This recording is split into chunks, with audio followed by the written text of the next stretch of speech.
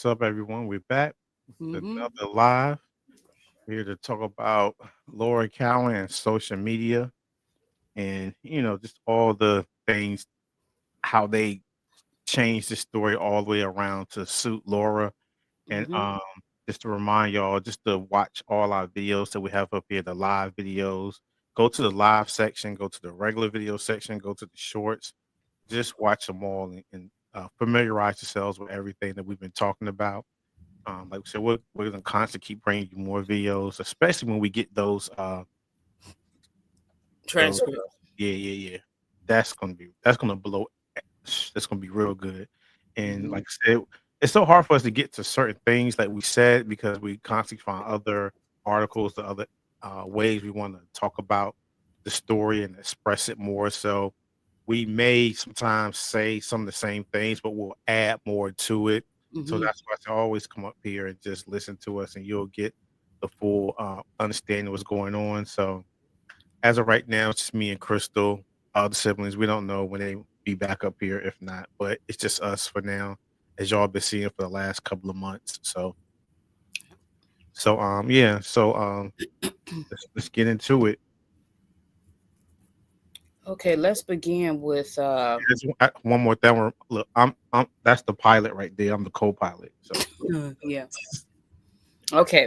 let's go. So let's begin with the system of that whole case. Mm-hmm. So we might have brought this up last week, the system of the whole case on how they treated us.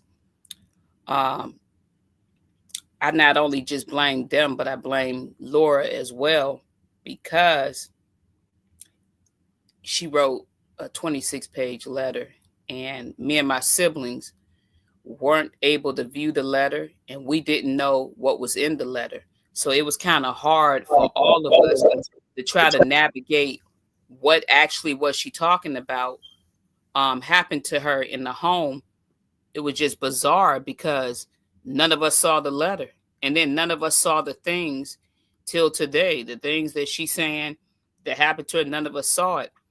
So, you know, that's part of one of the issues that I knew right from the beginning is as a young teenager, why was they treating us, a particular way and then treating her a certain way? They Yeah, treated her like she was a queen and treated us like we was villains. like y'all was the Like criminals. Like y'all was like doing something. Yeah. yeah, it was like you ask a question, they would change the question. Like some type of psychology trick. Like don't answer that. And it seemed like they had gathered everything together, and decided, how they was gonna deal with us. And I believe that, like I said, it's based off the letter, that she wrote. And so it went from neglect to attacking us. Neglect, what I mean by neglect is that when those law officials came up to the house, the letter that she wrote, she stated in the letter that we didn't have she stated all the abuse that was happening to all of us, right? Mm-hmm. And it was severe. So with the severity of what was going on with all of us, they should have known, number one, to have paramedics there. Nobody bought any paramedics there. They should have had psychologists there. They should have had social workers there. They should have brought food there. They should have checked on all of us. They didn't check on any of us at all. They just knocked on the door and asked for her, and then they let her just say whatever she wanted to say at face value. And when we tried to speak and talk, they shut us up and told us that it wasn't about her, it was about him. Mm-hmm. And so I felt like, I still feel this way. They was neglectful for not calling the paramedic. They was no better than him, honestly, because certain things that would happen with us in the home, no medical attention. Okay, they wouldn't feed us. They did the same thing, knowing in the letter it was no food. Didn't bring no food up to the house. It was freezing cold. They knew that. Nobody brought any heat. Nobody brought any psychologist. None of that up there to help us out.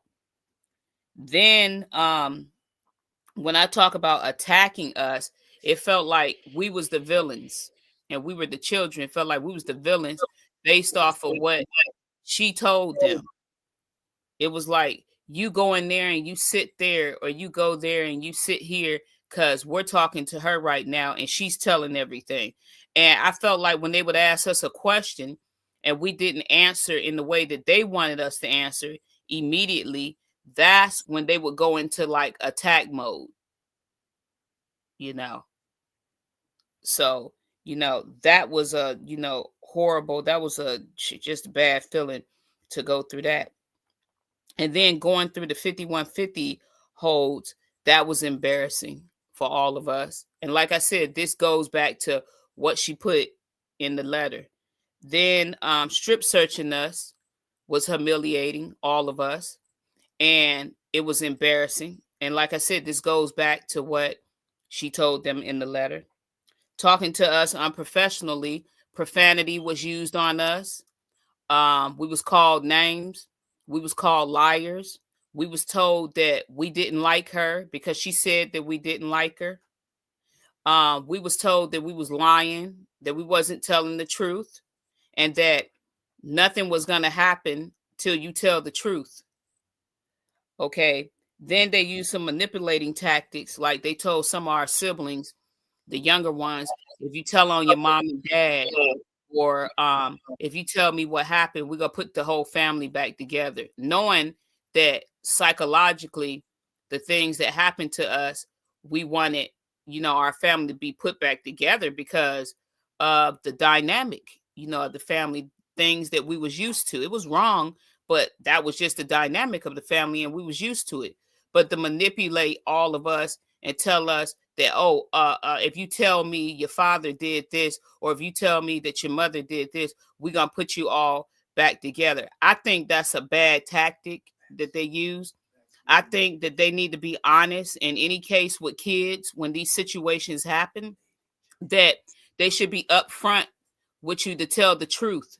Tell the truth on your mom and your dad, because these are the consequences that they're going to suffer. And we're going to make sure that we're supporting you guys and you get the help you need. They didn't tell us that. I, They I, lied. I want to be straightforward when I say this, so honest Mm-hmm. about it. I believe they did that because a black family. Yeah. Because I'm just being Mm-hmm. straight. That's how I No, feel. you're right. A black family, we're gonna do this to them, and we're gonna make those Mm-hmm. abused kids feel like criminals, and that's what they did. But if you read other stories and cases, this that happened to a family that wasn't black, they was good. Yeah. Because That's it's there. You're right about that. And there is another family that was up under, I don't think it was, well, abuse, any abuse is wrong, but I'm saying the type of abuse that all of us went through, it was a family similar to ours, and they rolled out the red carpet for them. Yep. They had GoFundMe accounts. Victims of violent crime helped them out. I mean, fast. The way they treated us, if we didn't do what they said do, it was like the same abuse that we experienced from our own parents. If you don't do what I say do. Then on top of that, Islamic black family. Yeah, that too. And like I said, they was no better, because it was just the same tactics that our parents did on us. Like, if you don't tell the truth, this is gonna happen to you. I mean, they would give us no food. We're not giving you no food. You're not getting any water. You're gonna sit right here at this table and answer my question. They was no better than our parents. This is how some of these laws, not all of them, but I know the names and I remember because I documented the ones that really mistreated us and wasn't fair to us. It was just like, I mean, the same thing, like I said, our parents was doing, you know. You're not getting no food. We're not helping you out with no resources. You can't leave and go nowhere until you answer my question. And you're going to go out there on the street and be homeless. And that's what happened. You know, if you don't do what they say. And they was doing this to people, that children that was like, I mean, crucially victimized. They didn't care. They was doing that. And playing head games. Another thing they did. They would put me and Tiffany in a interrogation room because it didn't fit. That's how I felt. I felt interrogated, even though we was victims of this stuff. I felt like they was interrogating us because they put me and Tiffany in the room, Marlon and Sharon in the room.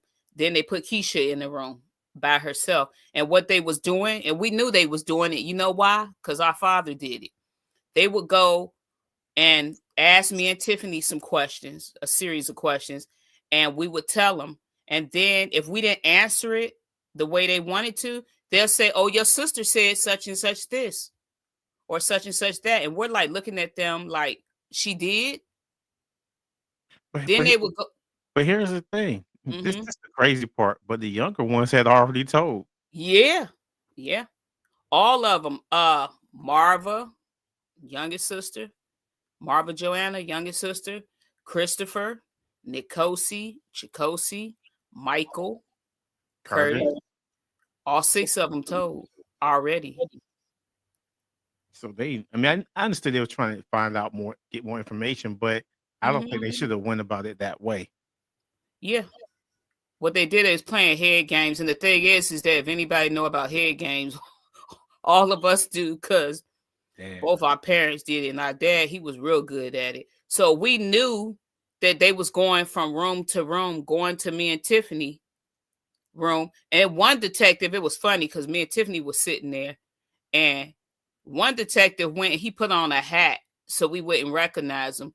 And Tiffany looked at me. I said, "That was the same guy that was in here, but he just changed his shirt and put on a hat, thinking that he could trick us up and we would change our story and go along with whatever Keisha said." So I was like, yeah. So once they finished questioning all of us and they put us in one room, we all discovered that they was going asking all of us the same questions and saying the other person said this or the other person said that. And then we're all like, we didn't say that. Nobody said that. We didn't say that at all. And then telling us when they did put us on that hole, after they took us off that hole, they had food to charm us with, put us in the room and told us how much we could eat and that we needed to hurry up and eat because they got to get to questioning. We ain't got all day. So that's how they treated us.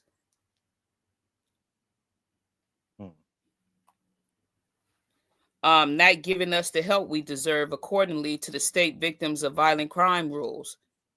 Didn't give us any help. Any help. None.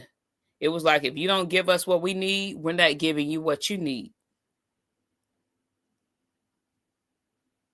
And then making us feel like we was at fault.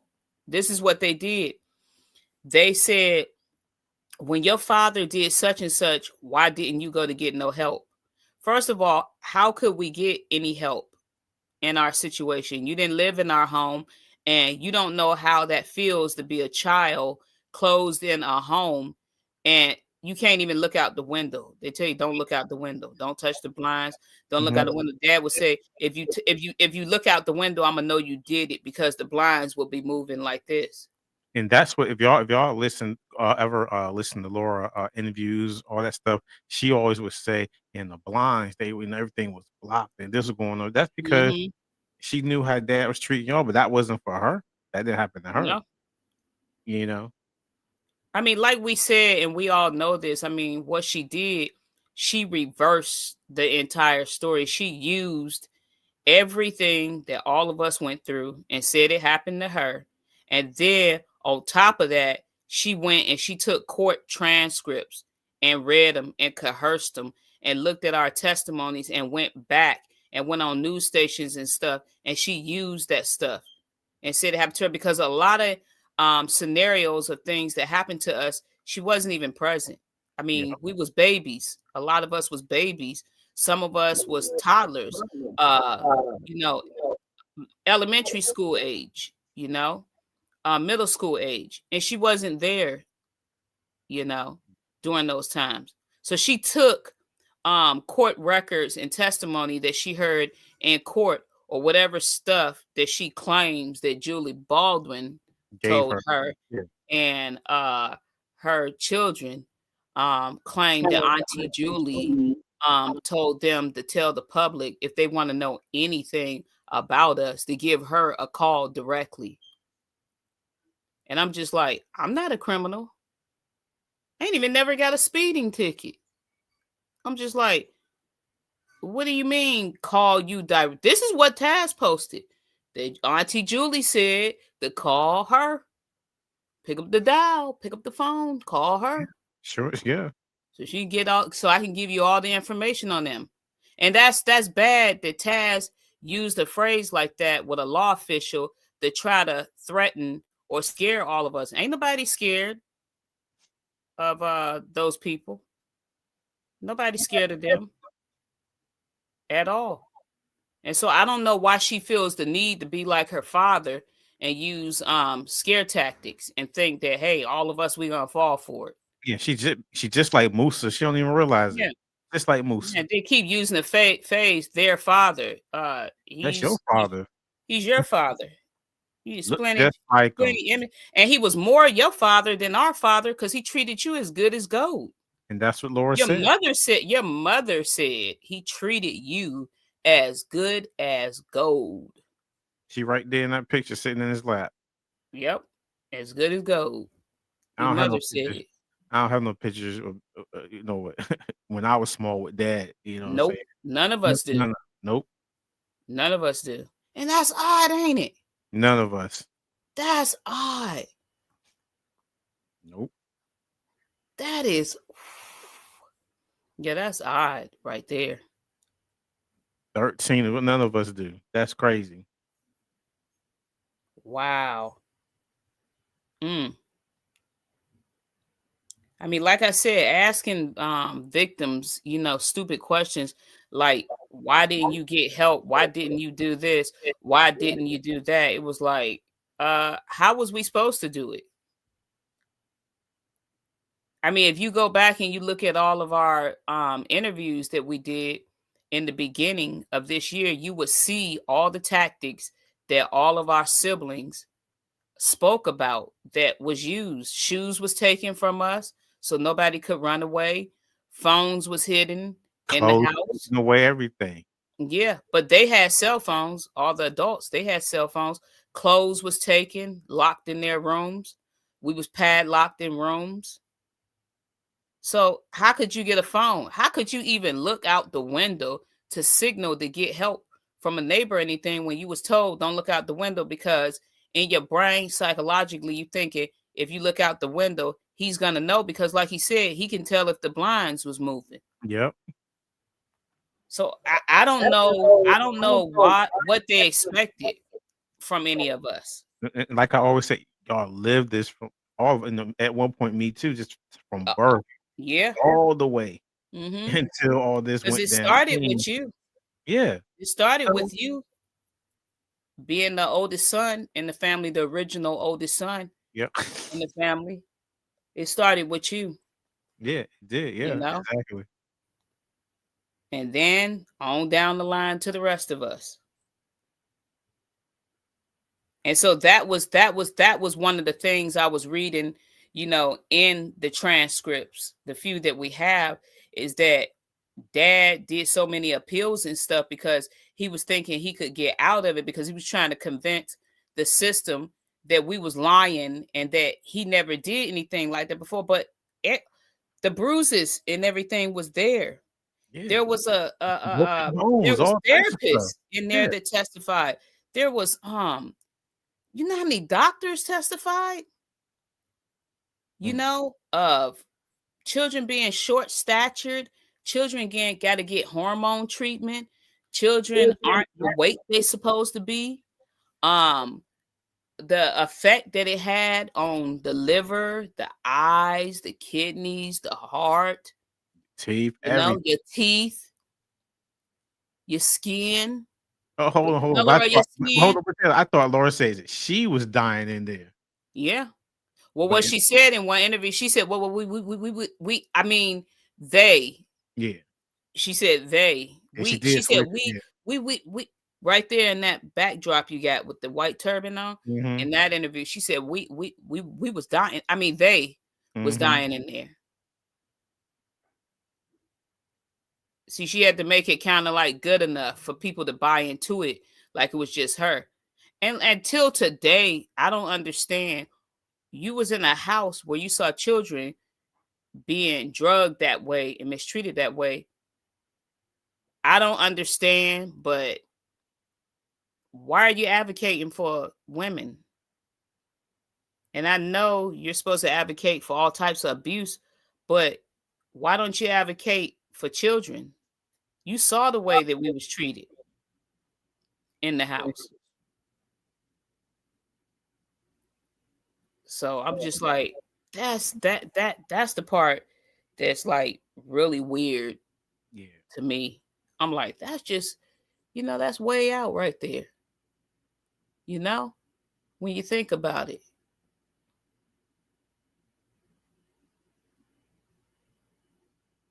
And Mm. so fingers was pointed at mom and dad. Yes. There was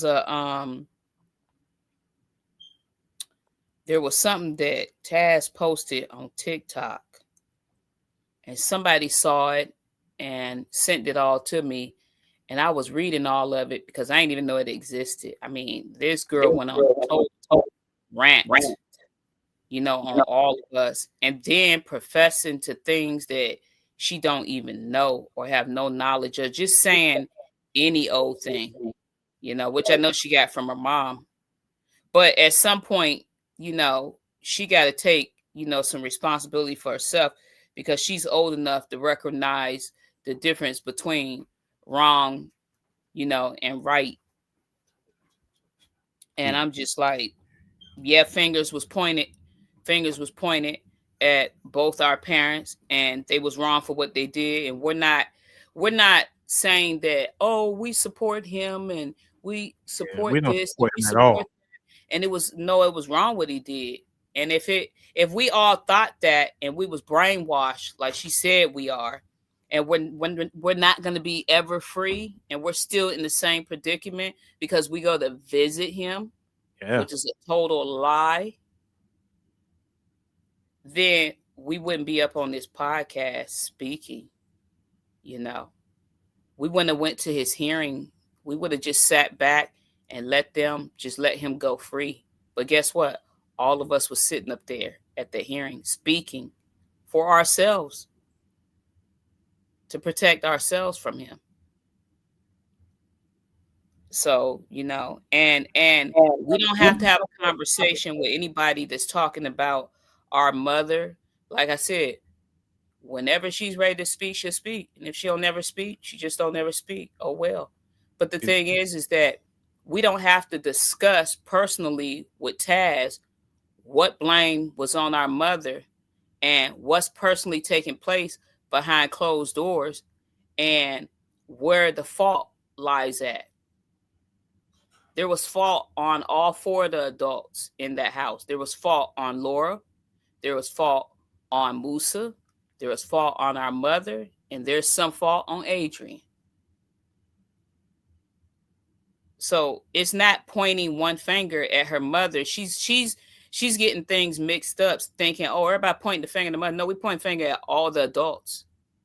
Every last one of the adults in the home was at fault, whether your mother got caught or not, whether it's in court files. Oh, this happened in court file, which is not.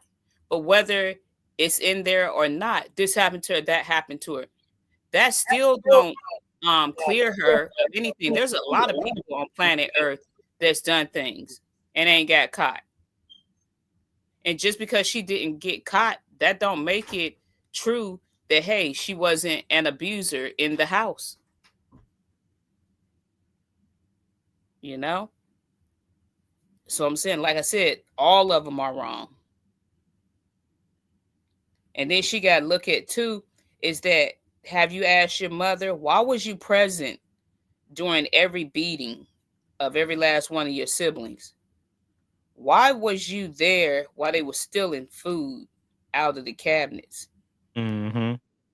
Why was you there? Every No other time. parent, look, Every time. no other parent in the house said this.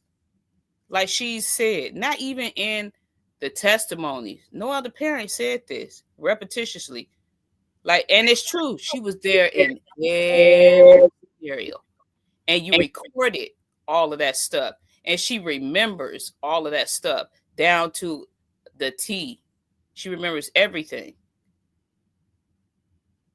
What was you doing? Like who sits there and watch kids going in a refrigerator stealing food out of a refrigerator and not help them, but actually turn around and tell and Musa tell on them? so they can get a beating and then Yeah. stand there and record it. And also, why were you present when our sister was getting sexually assaulted? And why was you recording it? And why was you on Charles White's show sitting up there saying the plot thickens and sitting up there talking about something so nasty, gross, and disgusting like that of a child and smirking, you and him smiling like that stuff is funny. I'm just gonna let everybody know people need to go view all of that stuff. There's Yeah, some people in Cleveland, not everybody, but a lot of these so-called podcasters and stuff, what they've done, what they've sat up and done. And then they're wrong because when you call them out on it or you try to email them about it or when you speak about it, the first thing they do is defend her. And you know why they defending her? Because they like it. They're monetizing off of it and they like it. That's why. And she likes it too. She think it's funny. So I'm just like, it's just weird. Like every moment you there while a child is stealing food, and then you're present, and then like you said, somebody's being sexually assaulted, and you're there, always there during encounters. and recording everything. Yep. And then keep stating whatever happened to us happened to her. Like I said, it's bizarre. I mean, what are you gonna say next? That you are sister? That you are sister? You the 14th, 15th child? What's gonna be next? Something bizarre? Next, he gonna be your father? Because you already done lied and said that he was your husband, and Tamron Hall put fake headlines up saying that he was your husband, Yeah, knowing good and well that you won't marry to him ever. You had a husband. Your daughter said you had a husband because she posted on TikTok. So I don't know how you had two husbands, you know.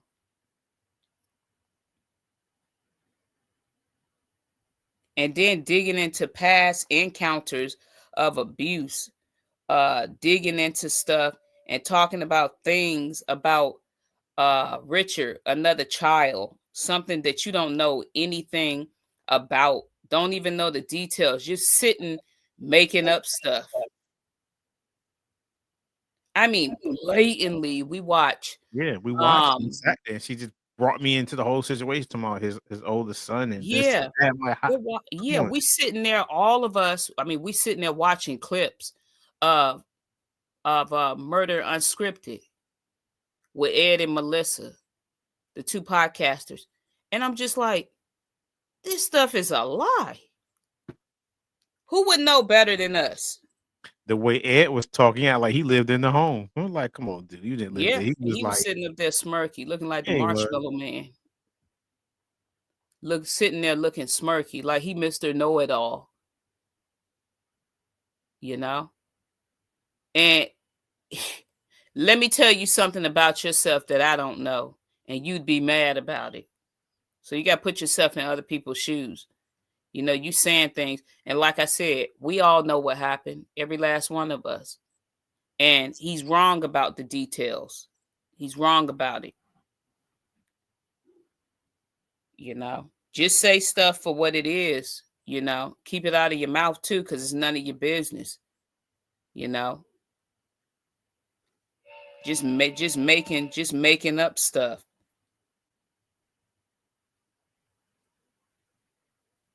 I mean, making up encounters. I mean, some of the stuff that she came up with, it's like, oh, this happened to them. But I'm saying, I go back and I look at it because we all know who was 2, who was 3, who was 4, who was Mhm. 5, who was 6 And when this happened. we know who she's talking about when she talks about the abuse. Which one we know which ones we know automatically. Yeah.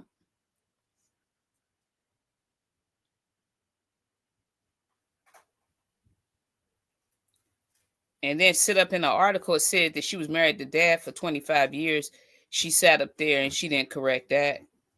Yeah, she went back like to 1980. Some on Yeah. one. She was on a Facebook Live and Yeah, somebody was saying, yeah, but this happened in 1980. And she was up there commenting. And I'm just like, this lady, I'm sitting up there watching it. I'm like, this lady ain't even going to correct the lie. So I yeah. went up there and corrected it. No, she was never married to him. She was a so-called mistress or a girlfriend, something like that, I guess. I ain't for sure, but she wasn't married to him.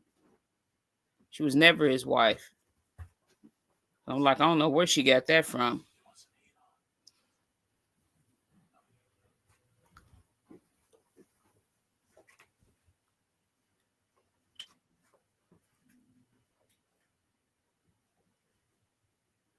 And like you said, y'all never saw any abuse. She's claiming that this happened, but y'all lived in the home.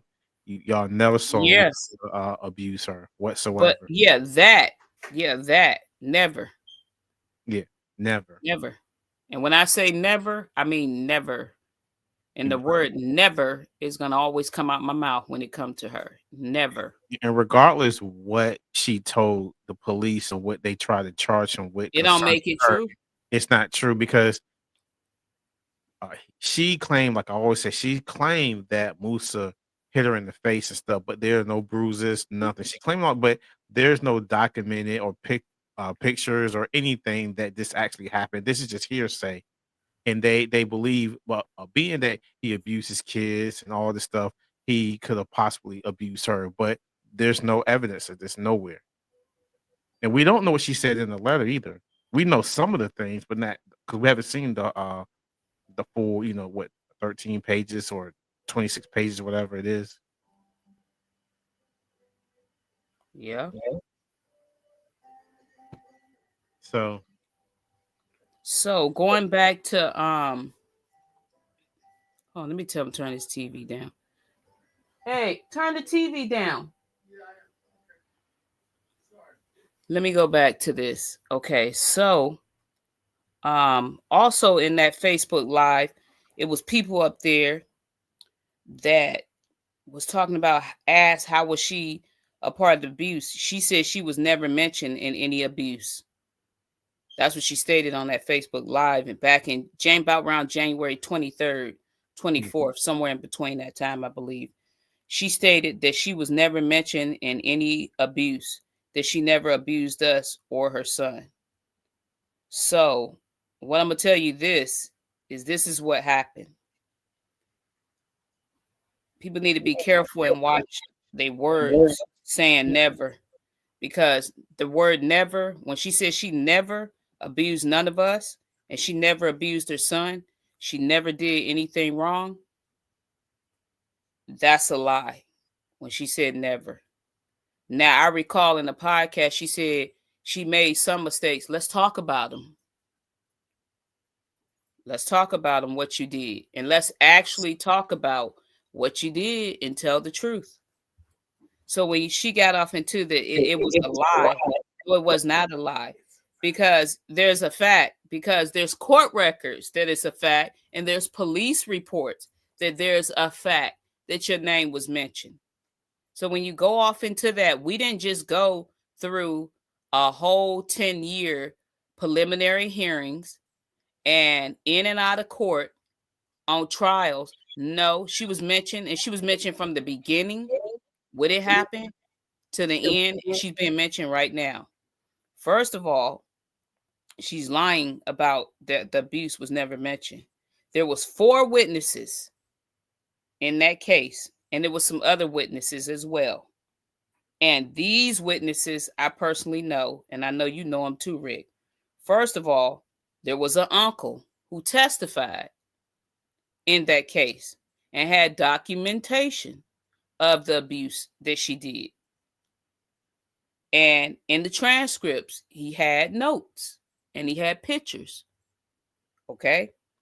There was also Dad's testimony, and there's a clip, a newspaper clipping of his testimony where he testified how Laura abused her son, and she was abusing some of his other children as well. It's also in that Islamic, he wrote up like that marriage thing. The marriage contract Yeah, that yeah. he wrote up. It's in there. He said, Laura, you have to study Islam and stop abusing your son. It's in there. Yeah. She wrote her, she signed it. Yeah.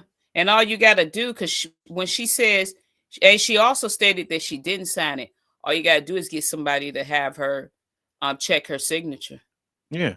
That's how simple that is. And I don't know why people didn't, do that. But of course, she might say, oh, I did it under duress, because everything that it seemed like she does is surrounded around abuse. She wants to be a victim to everything and everybody.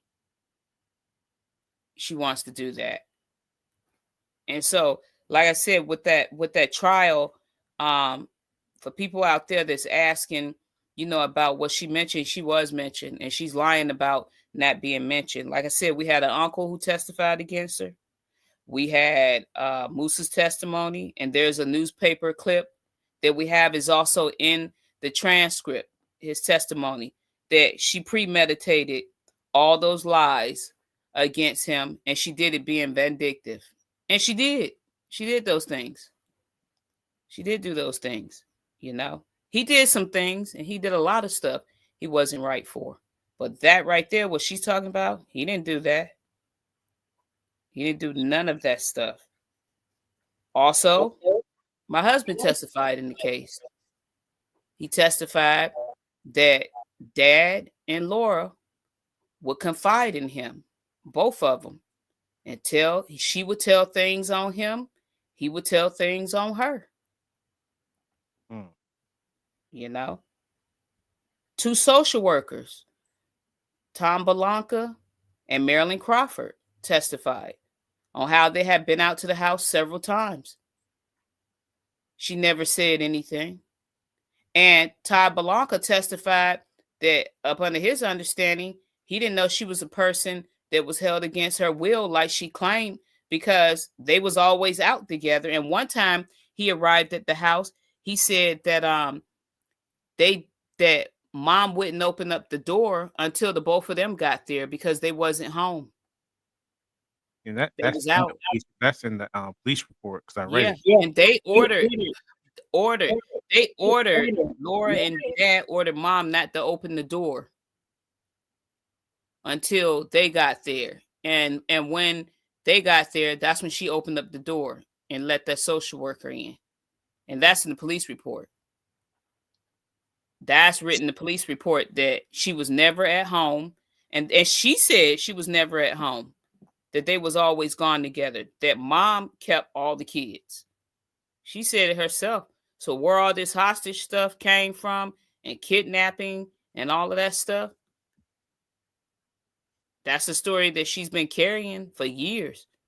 And then she also did an article where she said, when people say, when I mean kidnap, people think of chloroform and ropes and all that stuff. First of all, do you know what kidnap mean? That's the definition of kidnap. That's what kidnappers do when they kidnap you. They use chloroform. They use all types of stuff to kidnap people. Match you up, all types of stuff. Yeah, and we're asking, how did he kidnap you? What city was you in? What time did it happen? How did he kidnap you? Because he had to kidnap your kids too, both your kids. Yep. Mm-hmm. But you said in the beginning you went with him freely. Freely you went with him, and then she made up lies and said she didn't know him. Yeah, she went in a situation with her eyes wide open. Mm-hmm. She said he was acquaintances of her husband. Then at one point she didn't know him, and then she said that he went to a mosque. Somebody from a mosque sent him. And I'm saying this because me and all of our siblings, we haven't seen any consistency. We've seen a whole bunch of stories everywhere. We haven't seen nothing consistent. And I've seen stories of women actually being abused, and their stories are consistent. I've seen people write books, and I've read the books, and the story is consistent. Like they say, her story is never consistent. It always changes. And like I noticed since recently is that a lot of narratives that she was saying some years ago and recent, some stuff has changed. Some stuff has changed, and I know why some stuff is changing. And also, Mr. Morales cross examined Laura as well and asked her a series of questions. So she was questioned and she was asked about her part in the abuse in the home. Now, y'all go check that, y'all go check for that and check for police records too, because there's plenty of them of her out there.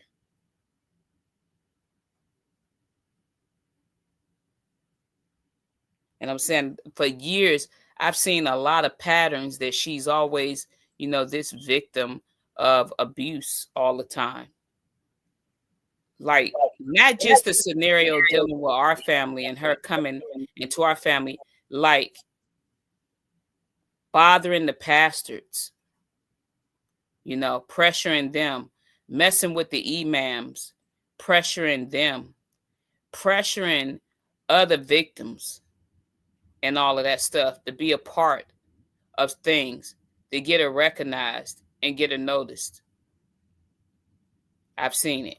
Yeah, And she I'm just like, pressured she looking, pressured some of our like, siblings. like even being on other Yeah. people's Mhm. podcasts, I've seen how she speak and try to take control of individuals. And some people got to stop them. Like she was on somebody, I forget this lady's name, the podcast that she was on. And she started talking about she didn't believe in the church because the church tends to tell women that's battered to stay with your husband. And I'm just like, I never heard anything like that. Tell me what church, name it. What church has ever told a battered woman that's beat up, bloody, to go back and stay with your husband? Now, I've heard of this. I've heard of disagreements in marriages, and the disagreement could be petty.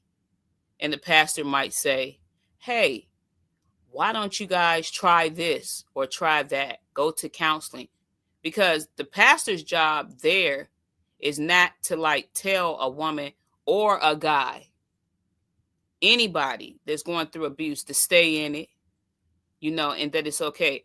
Their job is to figure out to get you help. Or if it's petty, the thing is in the church is to try to keep families together.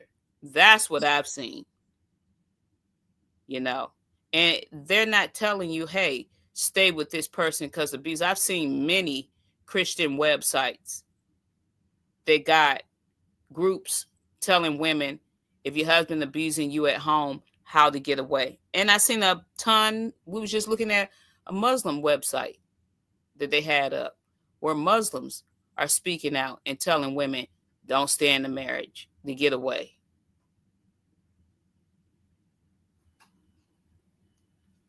So I just seen some things that's really not relevant to what she's trying to do. And I'm just like, when you start picking at people and you start throwing religion in there, messing with the imams, pastors, and all that stuff, I'm just like, I mean, that right there, when I saw that interview, that was way out for me, that statement she made, until the lady that was running the podcast stepped in and she said, no, in my church, I'm going to stop you there. They don't do that. They don't do stuff like that.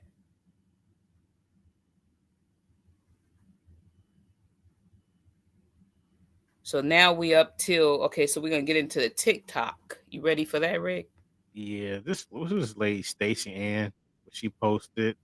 Mm-hmm. You know what I'm saying? That we locked Laura in the garage for 4 years. The children, make are you for real? Yeah. Abused So children, malnourished, not eating. You looking 10 years old, but you're really 16. Come on now.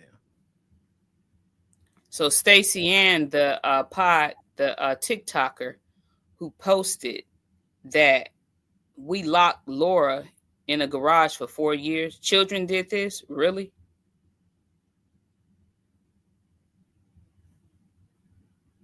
When did we do this? And where'd you get that information from? And That's what then I'm I, trying to figure out. When then did we do that? yeah, then our sister Taz, she's up there agreeing with her about all of this. You're agreeing with the lie. And that's something her Agreeing. mother and that's something that her mother told her or Yeah. made her to think this way because she was only what 8 months going Eight on months 9 months. old. Yep. Yeah, so it's like she wouldn't know anything. Mm-mm.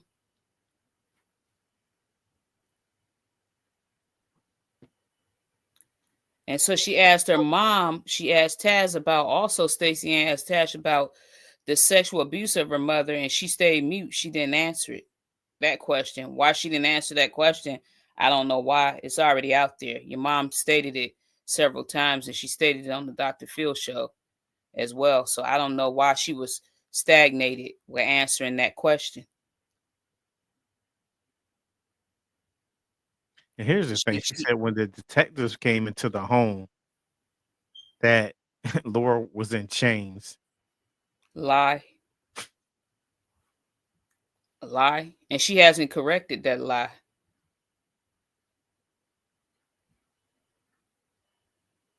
That when the detectives came into the home, that she was locked in a padlocked garage and she was in chains. That's a lie. That is a lie. And we know it's a lie because we've already asked that question. Yeah. And it was told to us that it's a lie. Because actually the girls, y'all were padlocked in the room. Yep. That And morning. the chain was on the back glass door, not the front door as Laura's claiming. The And it was doors only in that house that was locked when the police arrived, it was the refrigerator, Mhm, it was the pantry where mhm. our food was at, it was the back glass door. And those are the three chains that are in evidence. That's what's in there. And Laura has a picture of those chains and she uses those chains and she specifically shows it that this is what she was locked up with. So, like I said, we've asked those questions already to me, you, and Lakeisha when we met with the district attorney in May. And Mhm. a lot of stuff she's lied about, you guys. I'm just telling you that she's lying. And there's facts that she's lying. There's facts that she's telling a lie.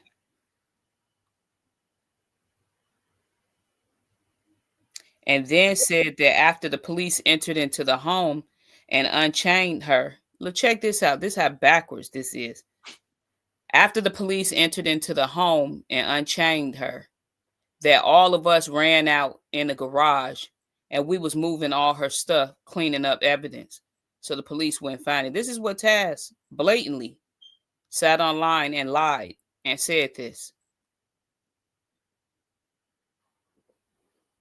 How could we move anything when we didn't even know the police was even there?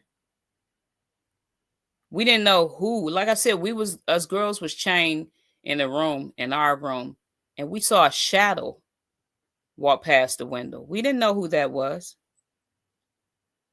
out there. We didn't know that. And then we chained in the rooms, locked up.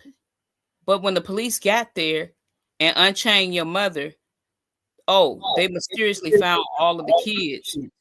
There's some bizarre stuff. Even to even say it, it's just bizarre. It's like my mind can't even comprehend that type of a lie like that. That children are out in a garage cleaning up stuff. packing her stuff up and cleaning up stuff. We was hiding and moving things so the police could not see anything.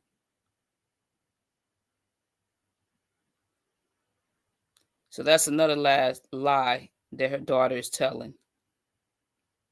We said this before, but Laura trashed the room. Trashed the entire room, and it ain't the first time.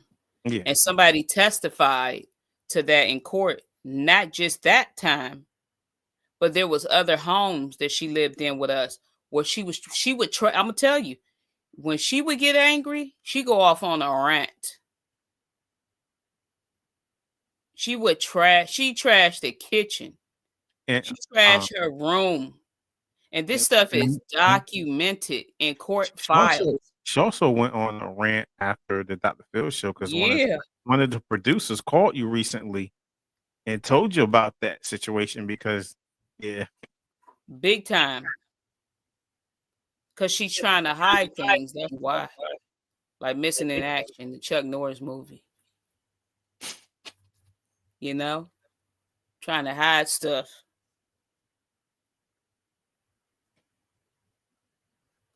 And like I said, I'm going to keep saying it till no more breath left in me. I already know, we talk about this all the time. Yeah. He was definitely wrong for all the stuff that he did, but she's wrong too. Yeah, that was his partner in crime. That's what people don't Yeah. realize it. I mean, they was thick as thieves. Yeah. He had a down chick that was on his team. And when he didn't do what she said to do, hey, be mad at her. Don't be mad at us.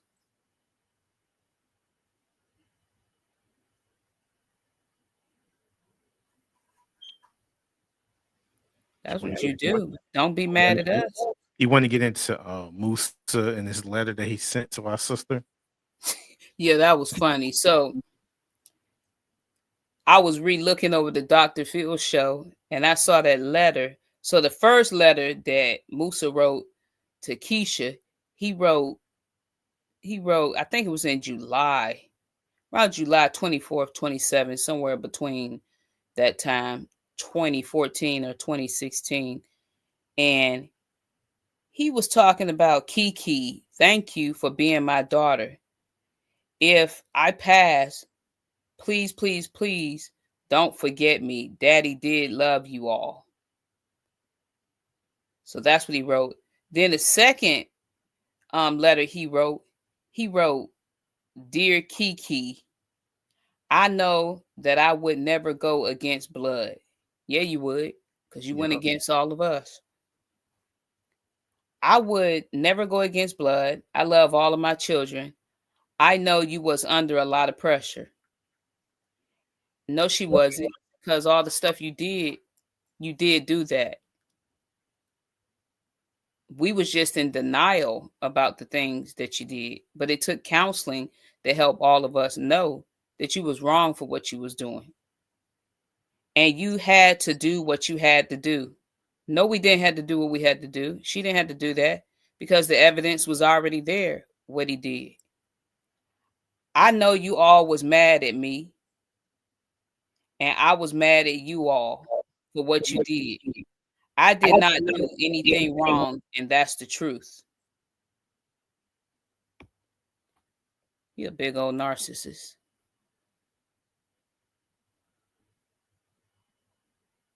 He's a big old narcissist.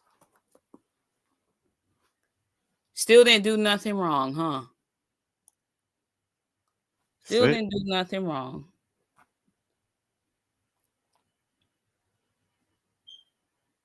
Still didn't do nothing wrong. And why would you be mad at us and you did it? We're the ones that we got every right to be mad at you. You know? And Taz said, after the Dr. Phil show, she stated what everyone's seeing is unprocessed trauma. When she said that what everybody is seeing is what? Unprocessed trauma? Yeah, that's what she stated. How does she know that? And then number one, you're not a psychologist. So you go sit down somewhere. That's what she can go do because you're not a psychologist, number one. And you don't know what unprocessed trauma is because you haven't been through what all 13 of us have been through. So you don't know what you're talking about. So, to say that, no. And then she said, we feel a need to blame her mother and not our own mother. Did you not hear what I just said a few minutes ago in my Lakeisha voice? Did you not hear me? What I just said? I said it was all four of the adults' fault, including your mother in the house. That's what I said. So if you're watching, you should go repeat that. It was all four of their fault. And your mother is not excluded.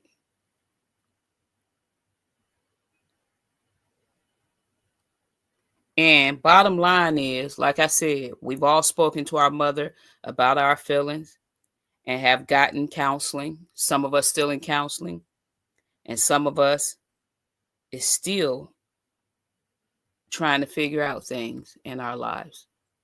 But bottom line is that all the adults in that house was at fault. Whether your mother was charged or not charged, this does not exclude her from what happened. And all of us are entitled to our feelings based off of what we saw and what happened. Still, regardless.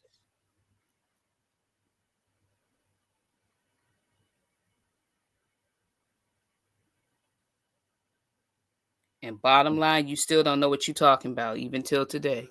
You still don't know. Yeah, she don't know anything. Like I said, she wasn't even, just 8 months. She don't know nothing at all. Only what her mother told her. That's all. And I wanted to clear this up too, is that Laura told Tamron Hall November 7th that Musa was her husband. Again, he was not her husband, and that he's doing 82 years for what he did to her 3 children. That's a lie. Yeah. That's a lie. He's in there for what he did to his To all, children. all 13 of his children That's is why crazy. he's in there. Yep. Period.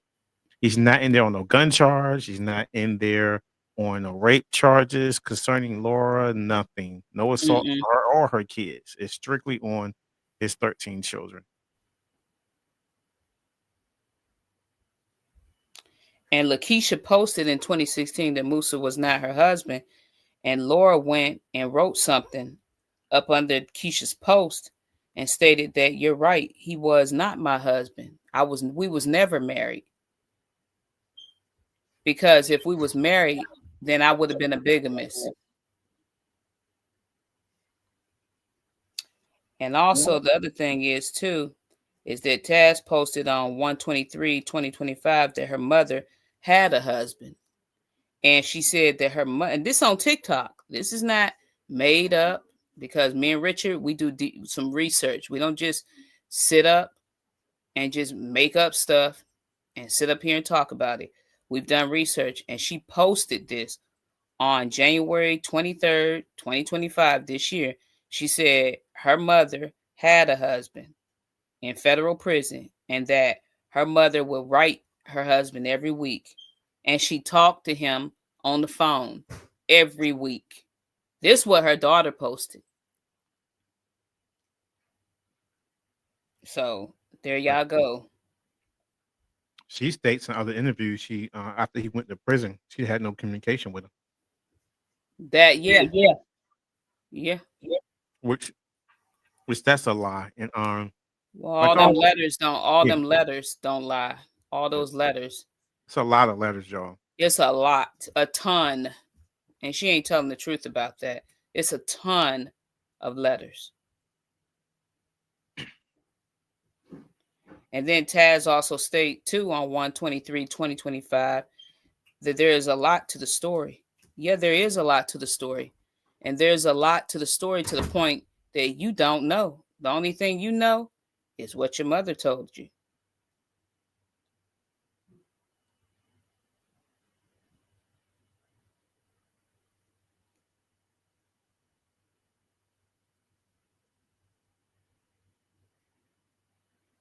And so there's a lot to the story that Taz don't know nothing about. Decades of abuse that all of us endured, and that our mother endured. And her mother most definitely had the police, social services, and CPS called on her. And workers, social workers did come out to the house and visit on several occasions. And that wasn't the first letter that her mother wrote either. There's several letters that her mother wrote. And And they, your mother and your father both was calling the police on each other. yeah, they were calling the police on each other, and, They was and then calling you on the police on each other, and they did that all the time. and then The you both tell me of them. that social workers, it's a total of what, 30 something social workers that will come out From that came out to the house that from that's from what documented. I saw in the transcripts Hmm. is that they had been out since we lived in the state of California over 150 to 200 times. Wow. And social workers. It's a lot of reports. A lot of reports. So I'm just like, Wow. it's a lot. It's a lot. Then with when Laura was living with y'all, then that's what, 30 something, or maybe I'm not quite sure the A amount. lot. It was a Like lot. when she lived with, like I told you, they lived in our house. Hmm. Once once we moved from where we was moving at before we Hmm. moved into her place, Yeah. and then moved out of her place and found another place. They was there. I mean, I can tell you that in a month, it was probably maybe 5 to 6 times the police was visiting the house, or a social worker was coming by the house. Because on the regular, we was being homeschooled, and it just wasn't social workers coming to the house. Long before she came along, they was coming out to the school, to our schools that we were at. They was coming out there. Yeah, it was that was going on a lot in Virginia. That was going on. Yeah, yeah. Because when I was young, they were always coming to the house constantly. And you know, before we moved, Yeah. it was a lot. It was a lot. I know I you mean, guys said I was the baby. There's yeah, things Virginia, I don't even yeah, Virginia remember. and North Carolina, because you was the baby. Because only five of Yeah. us. There was only five of us at the time, and you were the baby. Yep. And there's things I don't even remember. Like Yeah. when you was first telling me about the beginning Hmm. of things happening, and mom and dad having you and Keisha Yeah. first. Hmm. 'Cause you and Keisha was cute. I was looking at y'all pictures. Y'all was You know, like, well, y'all only 9 months we're apart. only 9 months apart, so Yeah, but people I was thought looking we at the little pictures of y'all sitting on the sidewalk eating y'all ice cream. I was they like, oh, thought they we was cute. twins. Everybody thought we was twins. We were so close Yeah. to age. Yeah, but And y'all we're sitting there all eating. we're all Yeah. stair steppers anyway. Yeah. And you guys sitting there eating your ice cream and sitting there on the curb in front of grandma and granddad's house. I Yeah. was like, yeah, that's where it all started. Yeah. It's And crazy. then when we started talking, and because there, like I said, there's a lot of things I did not know, because I didn't remember being taken at the Mhm. age that I was taking Tiffany, Mhm. Sharon, and Marlon. Yep. I didn't know none of that stuff because I don't have no memory of it. Yeah. So I was like, wow, that's unbelievable. Mhm. You know, to have a long trail, like that, long trail. I'm like, wow, unbelievable. But getting back to Laura, those people lived in our house. They lived in our house. And then you know how things happen and your brain can't comprehend really. Hey, well, you saying all this stuff happened. Why didn't you say something about that? And they was there. Mhm. Yeah. You're calling them out, you know? And then when you look back and you view the police report, you're like, wait, but it states in the police report that you was escorted From away the from home. because they got in some type of argument where Musa got frustrated with her continually calling the police, having them in the house, having social services in the house because he said it was an interruption in his children and his family's life. And so he told her she had to get out. You gotta go. You gotta get out. Take your stuff and get out. And he said, and I'll help you. She moved out. She lived in her own place. But check this out. He still was going to seeing her though, right? Yeah. You know? But I'm saying she lived in her own place.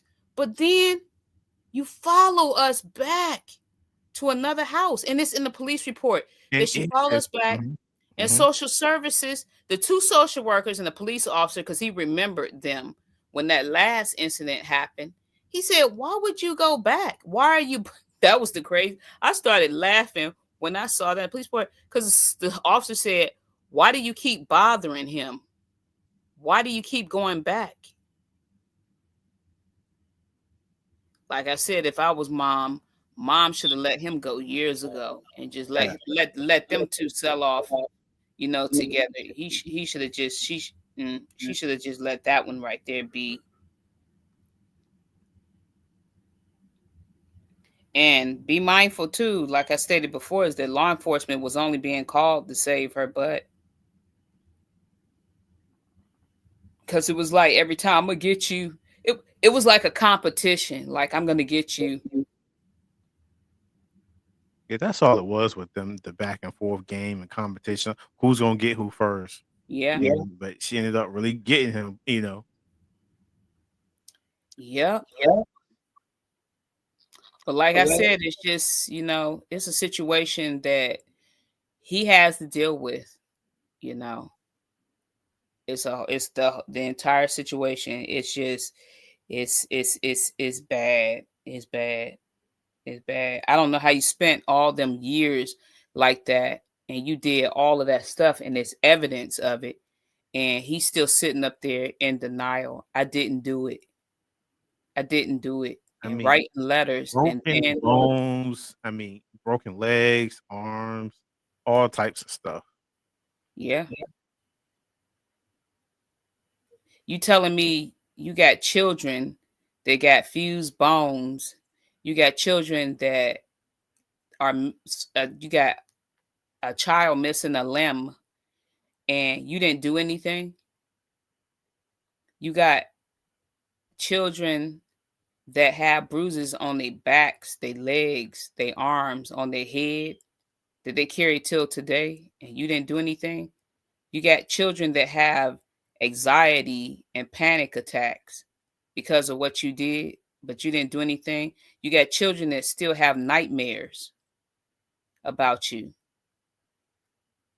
And I know Sharon, she was scared to death when she heard yeah, about she that, was. She about was. not this past hearing, but was a well, both of them actually. She was scared Hmm. to death. I was talking to her. She just was panicking like crazy. And I was trying to Yeah. calm her down, but it was crazy. You talking about the last one that Yeah. went on This was December 5th of 2024? Yep. And this was way before Yeah. it came up, like months before she was panicking. Yeah, that was bad. That was bad. Cause I know we talked about that, and that night I couldn't sleep.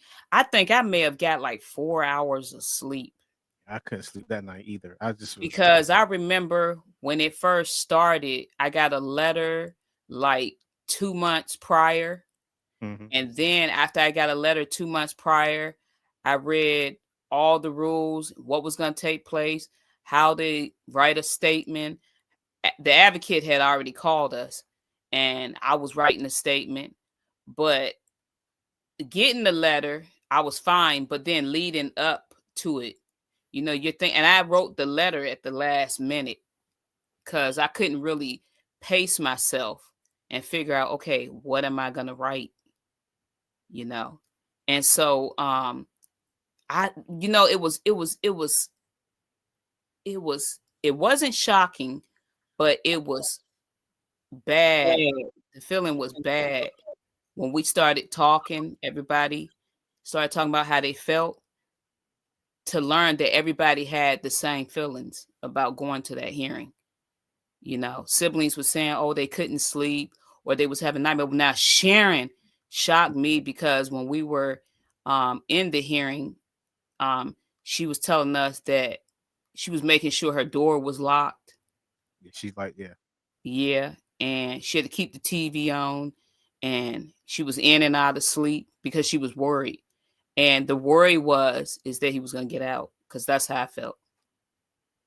Because I kept telling Hannah over and over again, I said, if he gets out, I will have to leave the country. It would be bad. And I know the world is large and it's spacious, but in my mind, thinking about all the stuff that he did, how he tormented all of us, and the things that he would say out of his mouth, to us, that he had eyes in the back of his head. You ever heard him say that? yeah. That was weird. He said all types of stuff I to have us. eyes in the back of my head. I can hear a dime drop on the ground. So it was just, I'll find you. I'm gonna find you. It's always, I'm gonna find you. Because I remember every time mom left growing up, I would consistently hear he always found her.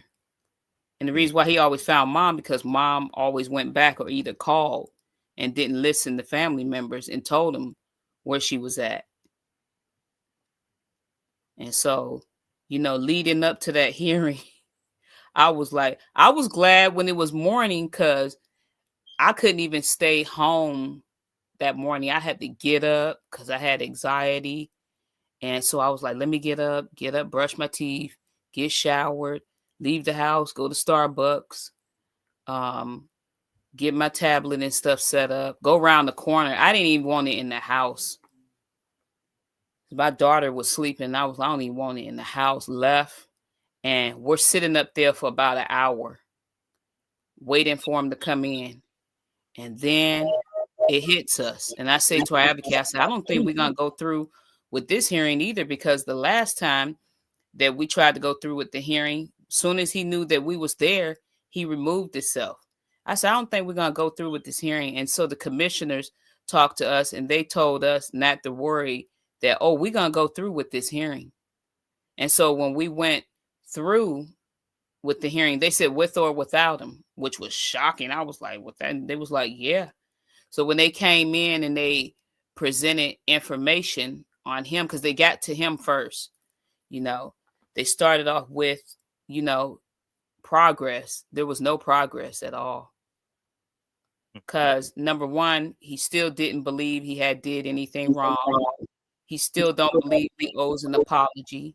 He believes that all of us plotted and planned all this stuff against him, that we didn't suffer like we claimed we did, that we all made it up, that he did the best he could for us.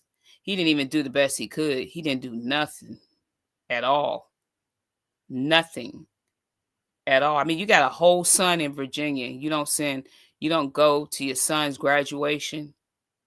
Your son graduating from preschool, kindergarten, middle school, high school, college, yep. prom, going to prom. You don't Nothing. do nothing. Nothing at all. You don't do nothing. So you didn't do the best you could at all. And so I'm just like sitting there and listening to the commissioners and stuff talking about how he gets in fights in there. He's very confrontational, which is him, And he was sitting up there, and I was just looking at him. And he was sitting there with his hands on his head like this, just going back and forth like this. And I was just like, and then his attorney was patting him. And I was like, I don't have any empathy for him at all. And we all knew going in there, like Sharon said he's going to be faking. He could come up with some type of medical situation or something like that, And that's what he did. He came up with all types of medical situations he had. And, he's not even that old, first of all, And aging is a blessing, So I'm just like, you're 72 years old. You ain't apologized.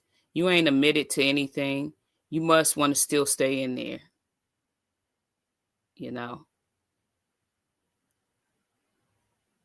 And like he said, he rules with an iron fist, so that's what he's doing. He's sitting up in there thinking he's the ruler over everybody. He was in court. He threw his fist up, right? He was like, "I rule with iron fist." Threw his fist up in the air like this. I rule with an iron fist. Like he Iron Man or something.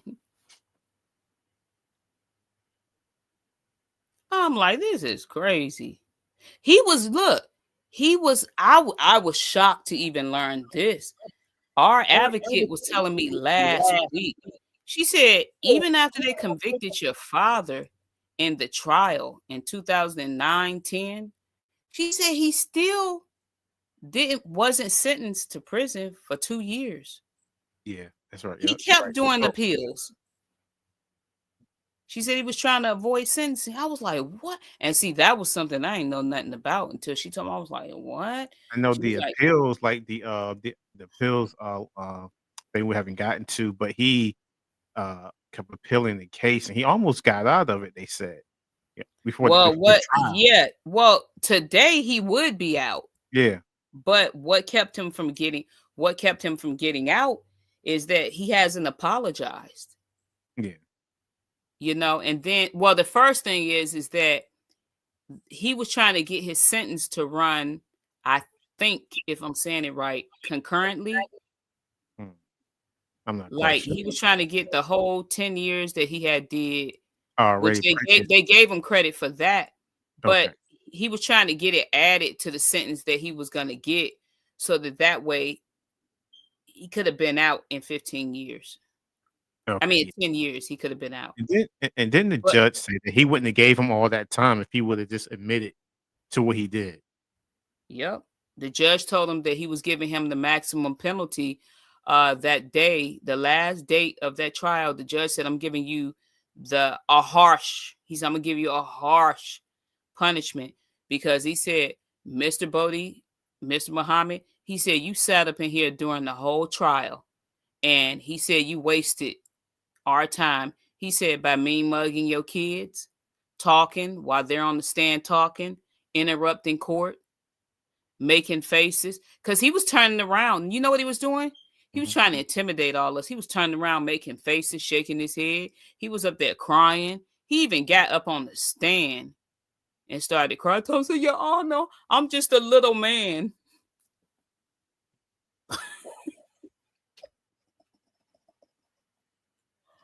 Oh Oh, boy. I'm done, man. Yo, he crazy. Your And put his Honor. hand on his head. I didn't do this. I didn't do this. My kids, they lying on me. I'm like, this is crazy. What a narcissist. That's from that listening. That's what got him in all this trouble. That's from all them years of not listening to his parents. All them years. That's what got him in trouble.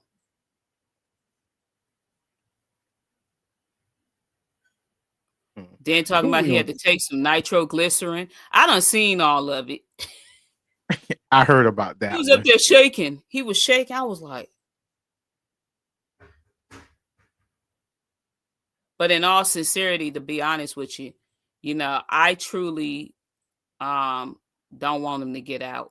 And that's just how I feel. Yeah. He don't need to be out, because I feel like that he had too much time in his life to get things right, and he didn't do it. It was too many services available to him due to him being a veteran, and the VA had plenty of services, for him to get counseling and all types of stuff, and he didn't utilize none of that stuff. You know, he didn't want to go sit down with a counselor. He didn't want to make nothing right with nobody. All right, let's get back to Taz, 'cause I know she said some other stuff Mm-hmm. that we saw this week. Well, you knew about it, but it was my first time seeing it. So somebody sent me a video, and this video was done. I don't know if you have the video, do you? I was gonna load it up here, but I forgot Right. all about it. Okay. For those that's So, watching or gonna watch right. whatever, go to the shorts on my Hmm. channel and you'll see it. Yep. So, I think it was Monday. I got the video from someone that sent it to me. I was at work. I got the video, looked at it. And so what I saw, the video that she did immediately when I looked at it, after I got home, I showed my daughter, and my daughter said to me, "That's a threat," which is what I already knew and I was thinking. But she positioned her hand like it was a firearm, and she was playing some music, and she hashtagged the Dr. Phil show that we all was on. And she used the hashtag they, meaning us. And she said, "Cause they," and then she did like this and blew it out like that. She's vile and she's violent. And that's why I've stated in the past that the door is completely locked. And I mean it. Just like our Father is completely locked. That you want all of your siblings to lose their lives because you want us to lie and submit to your mother, it'll never happen.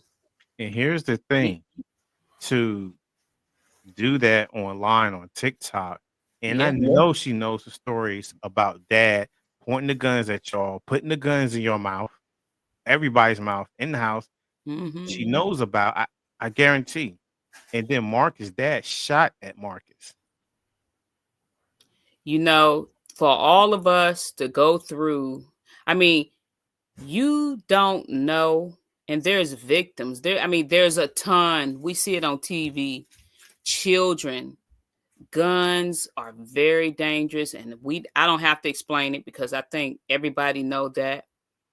But to hashtag a show that all of us was on, and then to signal a gun and shoot it and then blow it out, that gave me full clarity Monday, really, how she feel about all us. That you willing to go that far to harm all of your siblings, even to insinuate that's a threat that you're gonna do something like that to harm us. And every last one of us, most of us got children, we got husbands, we got in-laws, we got friends, we got work friends. And I'm just like, to do something like that, that's foul. That's foul. And the first concern I had that came in my head when I saw that was all our siblings. Because I messaged you. Yeah, yeah. Hmm. That was the first thing. I was like, that's aimed towards all of us when I saw it. And I was like, that's just horrible. But of course, you know what she'll do? She'll say, I won't talk about them. I won't say anything. And like you said, Marcus was shot. He shot at Marcus. Bullet going Yep. past Marcus, hit the wall.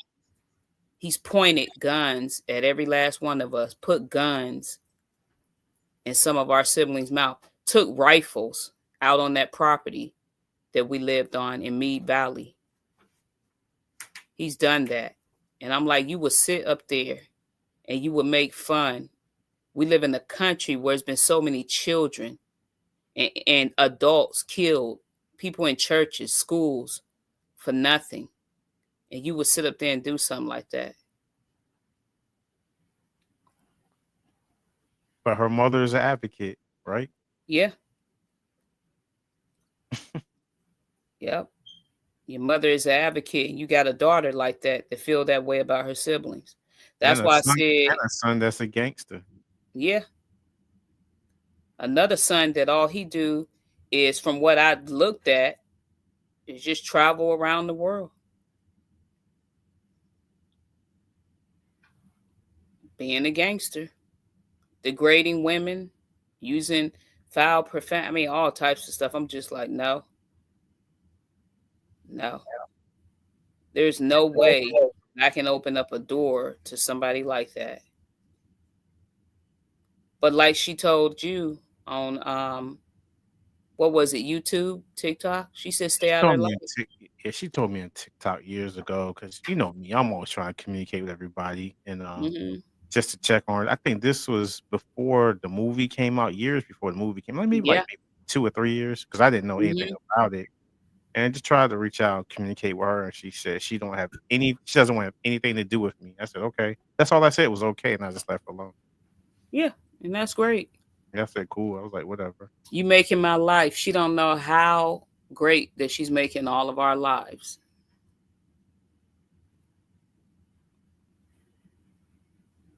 That's how good. That was sad. That was horrifying. That was sad. And I'm gonna tell you how I honestly felt. I came home from work and I sat in the sofa and I looked at that video again. That's when I gave you a call. And after I got off the phone, I sat there just thinking, what would possess her to do something like that?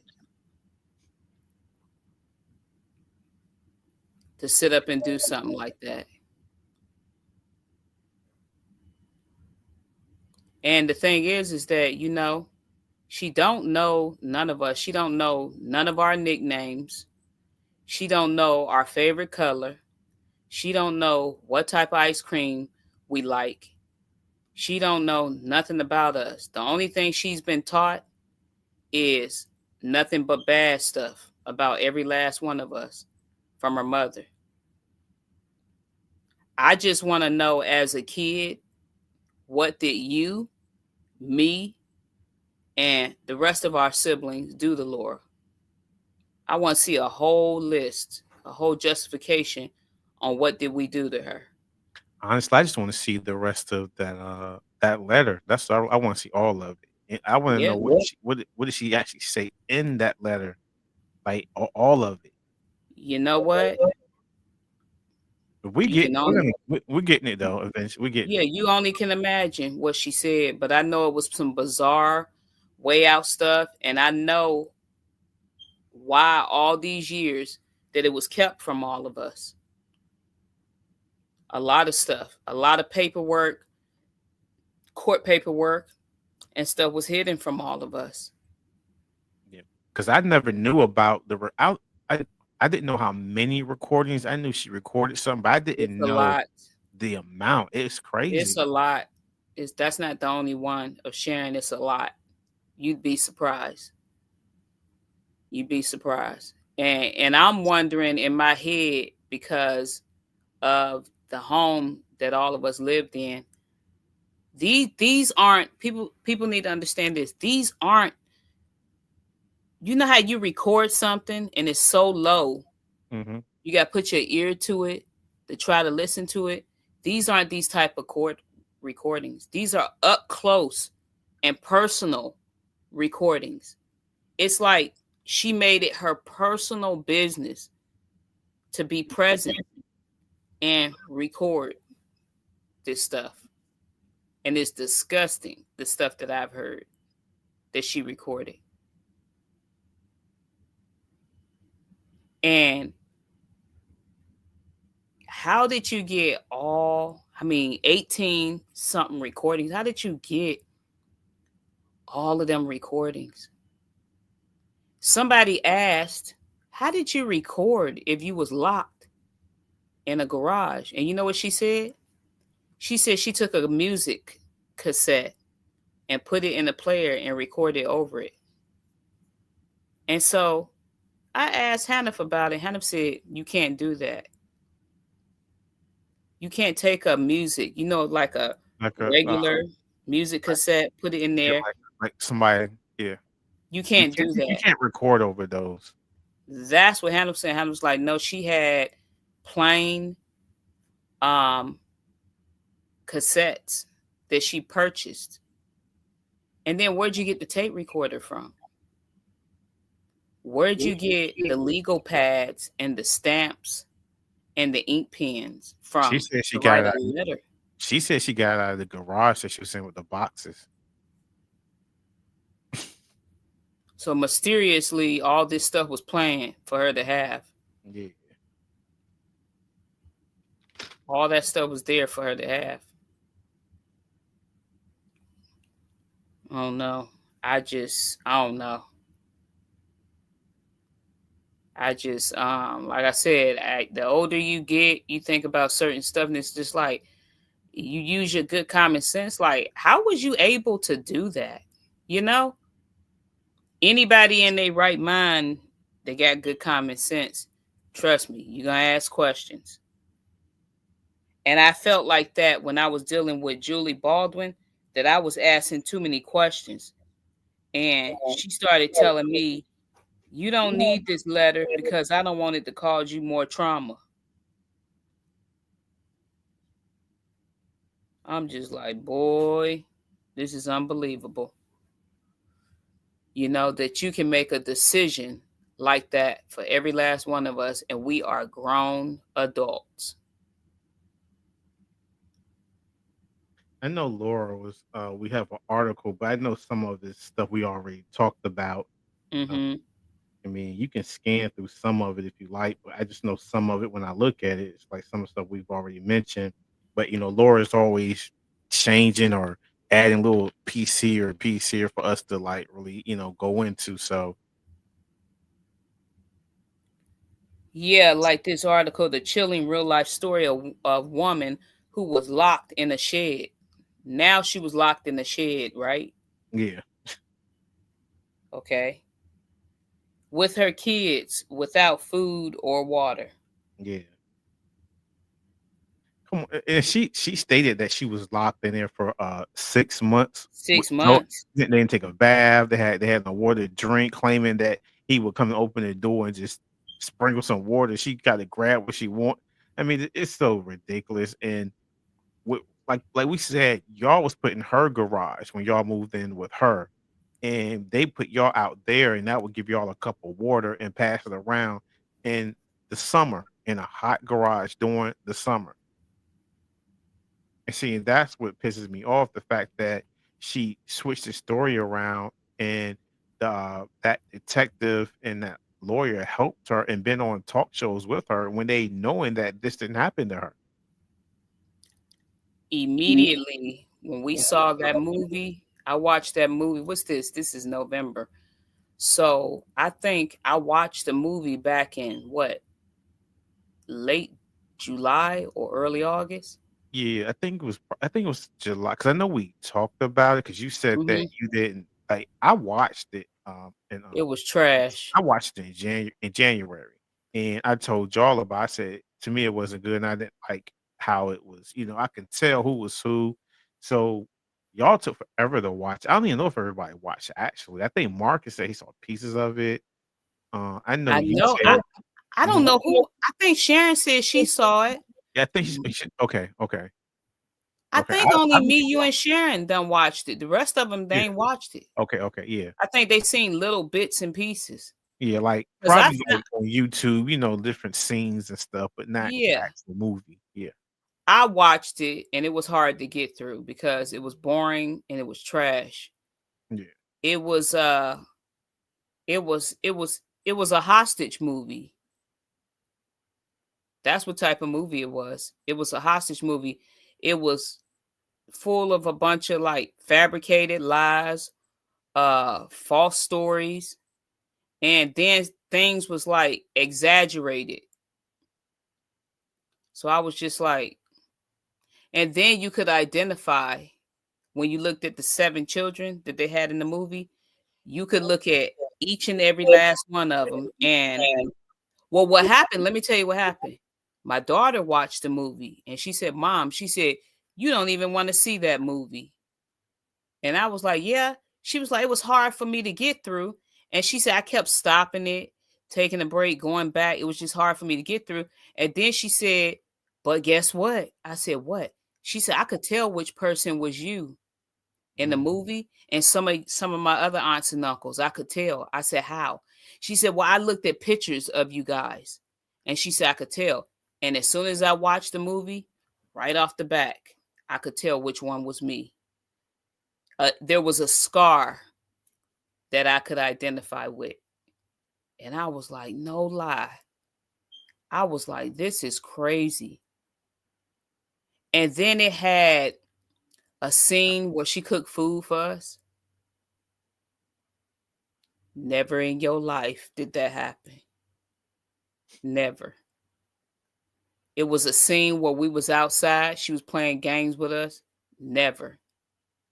You Cause know who was her? y'all didn't go outside. I mean, even when Dad would try to make y'all go outside because of the social worker came over, y'all just sat around like, what do we do? You know who was her favorite out of all of us? Marcus. Marcus was her favorite because Marcus worked in her store. He worked in her store. And Marcus talks about working in her store.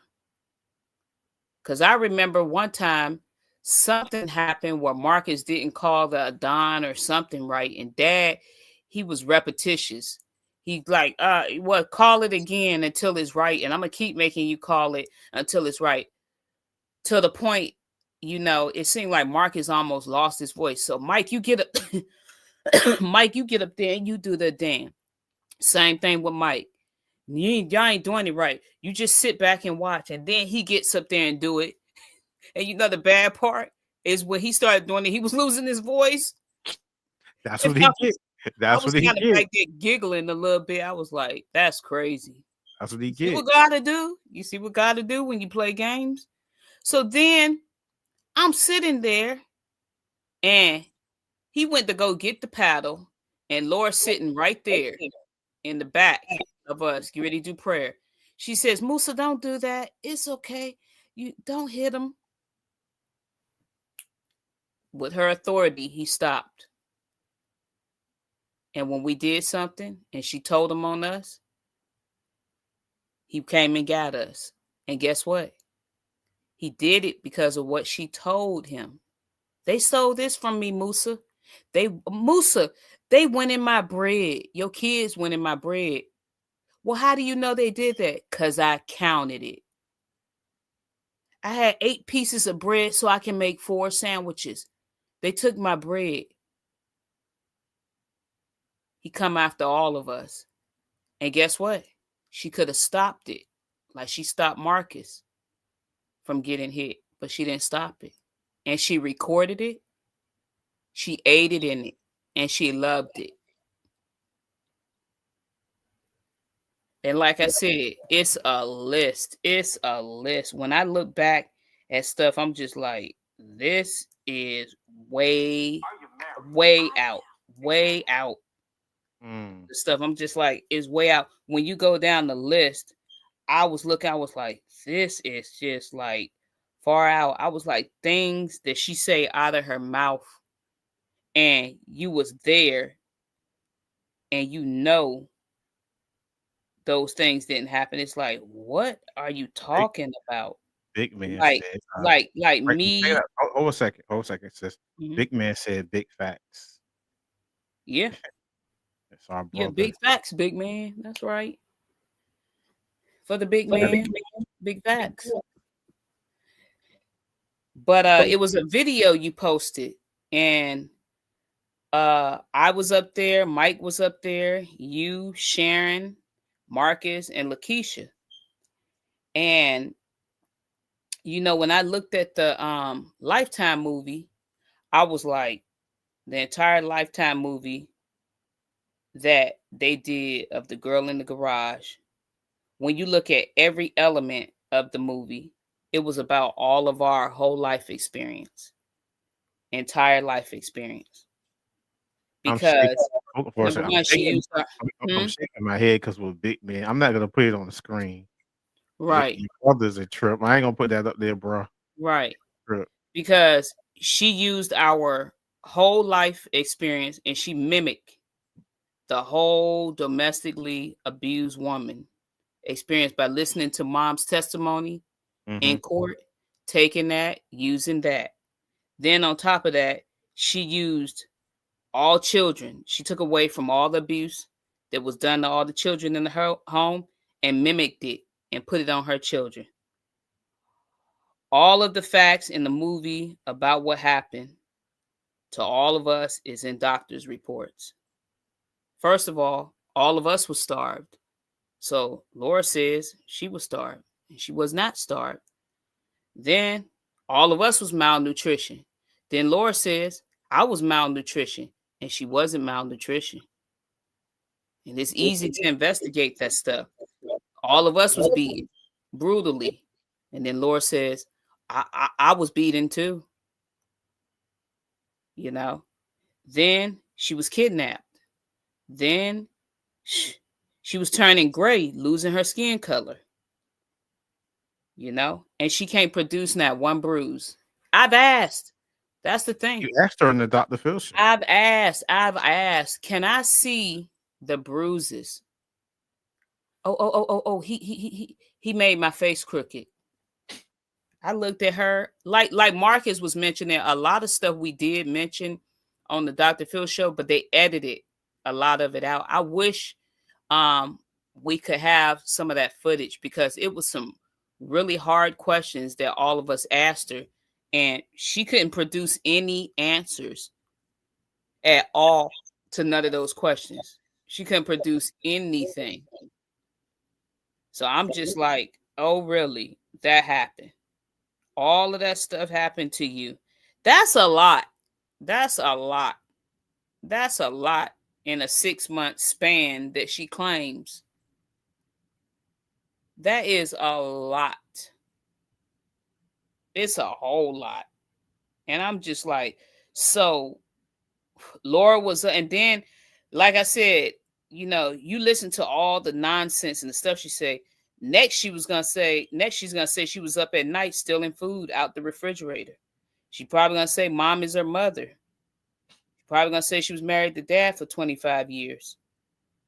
She's probably gonna say that she's our sister and our brother. You never, like I said, I never know. Nobody never knows what she's gonna come up with.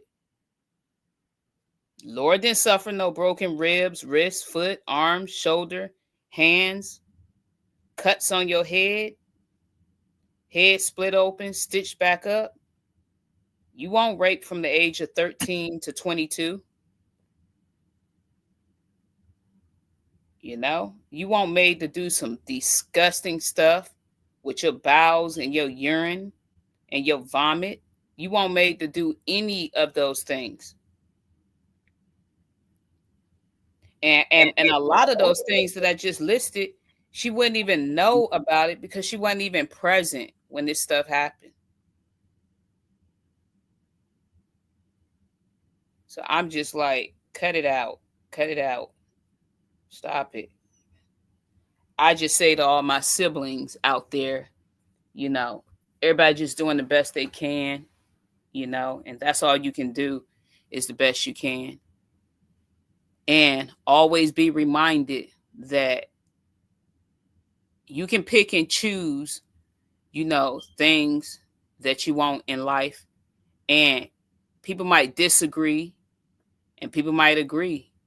But I know amongst all of us, you know, we've talked and we might disagree with certain things and we might not agree. And that's okay because all of us different. And that's what's unique about all of us.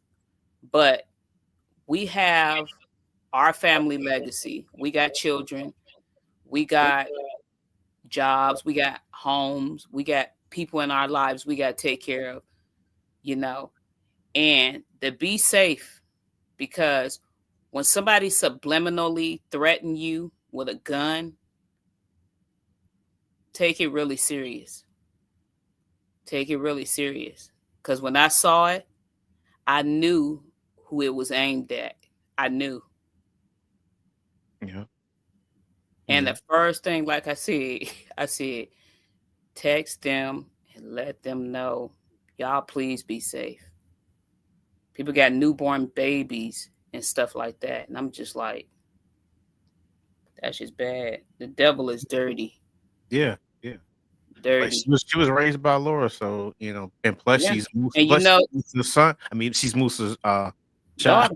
Yeah, daughter. Yeah. So, and you know, when I told our advocate about it, I talked to her 2 days ago, and she was like, "What?" And I was like, "Yeah." She said, "Well, Crystal, I mean," she said, "that's all her mother's doing," but she said that Taz got to take responsibility Yeah, because she for what she did. no child. She's a grown woman. So Yeah, not no more. She's not, and it yeah, ain't no excuse.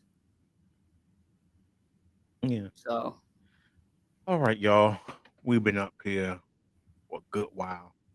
yeah, for Got about an anything? hour, Yeah. 45 minutes. Last week, the Thanksgiving thing you did, that was cool.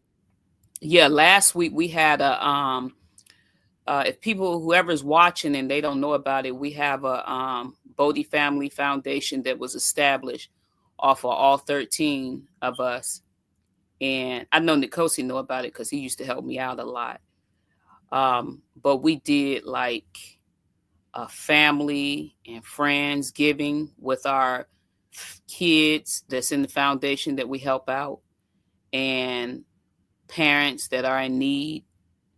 And it was a big turnout. And we got some donations, really Yeah. nice donations to purchase toys for the toy drive, which we're having 2 toy drives coming up the 6th and the 13th.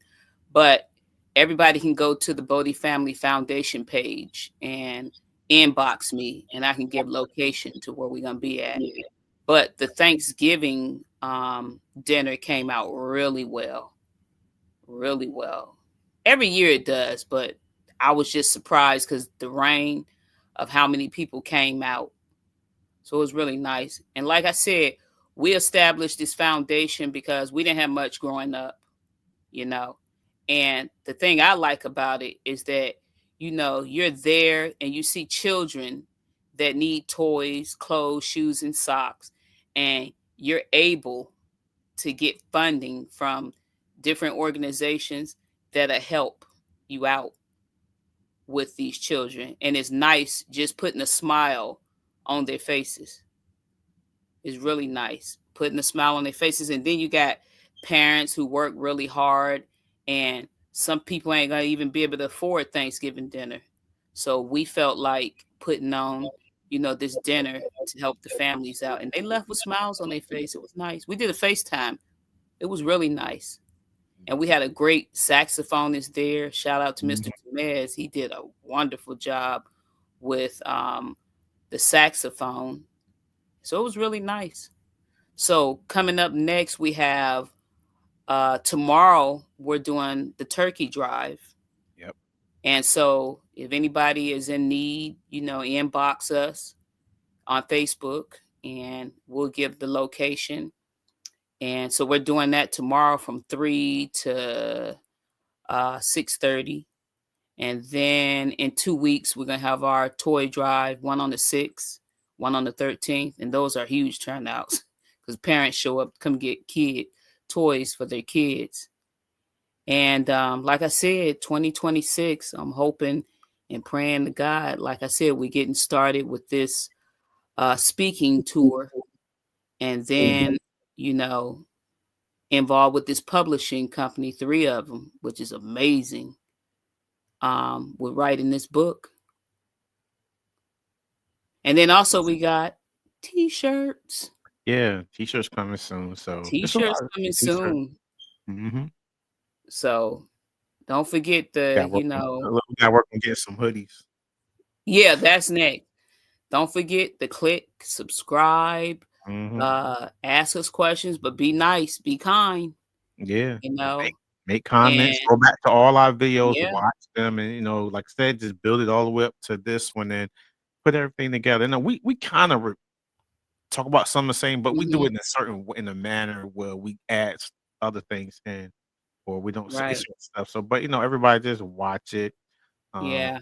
donate to this channel to support us. Mhm. On the ticker right there, you'll see my Cash App on the ticker, or you can just go to my page and through the description and read it.